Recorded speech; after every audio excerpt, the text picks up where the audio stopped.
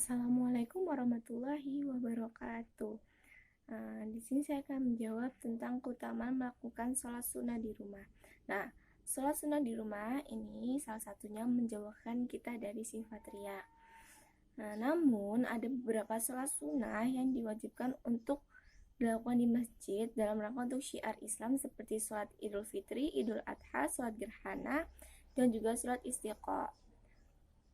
Nah, dari hadis riwayat Bukhari dan Tirmizi, Ana Zaid bin Sabil ana Nabi sallallahu alaihi wasallam qala afdol salatikum fi buyutikum ilal mahtub, yang artinya dari Zaid bin Sabil dari Rasulullah sallallahu alaihi wasallam bersabda, salat yang paling utama adalah di rumah kalian kecuali salat maktubah atau salat fardu.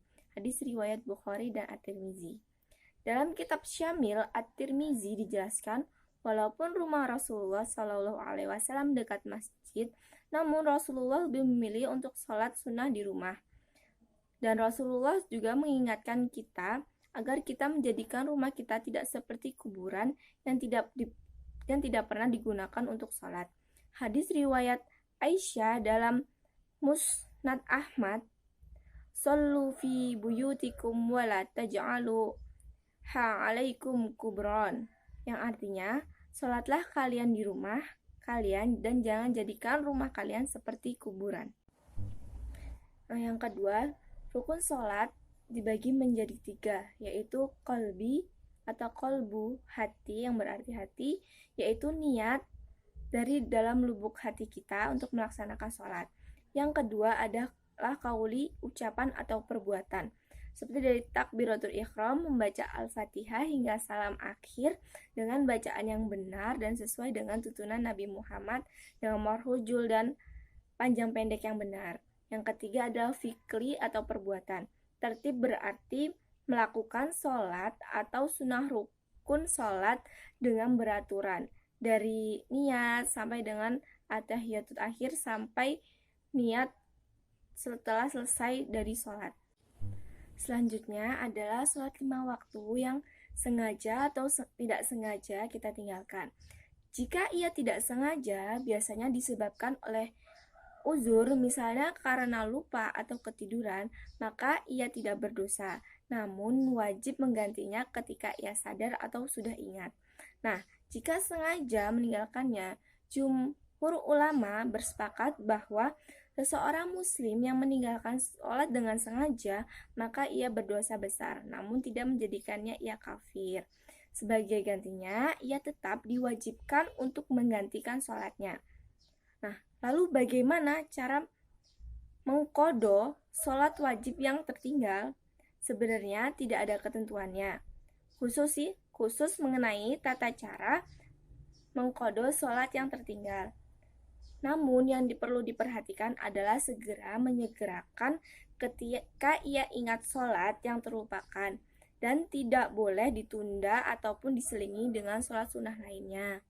Rujukannya adalah hadis yang diriwayatkan Anas bin Malik dari Nabi Muhammad SAW. Ia bersabda, siapa yang terlupa mendirikan sholat, maka lakukanlah sholat ketika ia mengingatnya.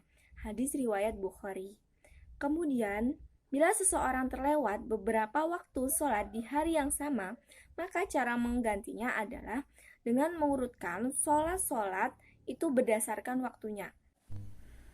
Sholat yang diqadha dimulai dari sholat yang waktunya lebih awal, kemudian dilanjutkan dengan waktu sholatnya yang belakangan. Nah, yang terakhir adalah tentang rukun menikah.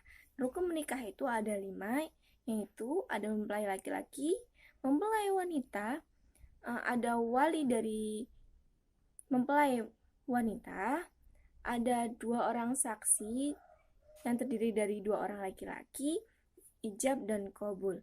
Nah, apa yang dimaksud dengan kufu? Jadi kufu ini diambil dari bahasa Arab, yaitu kafa'ah, yang artinya sepadan atau setara.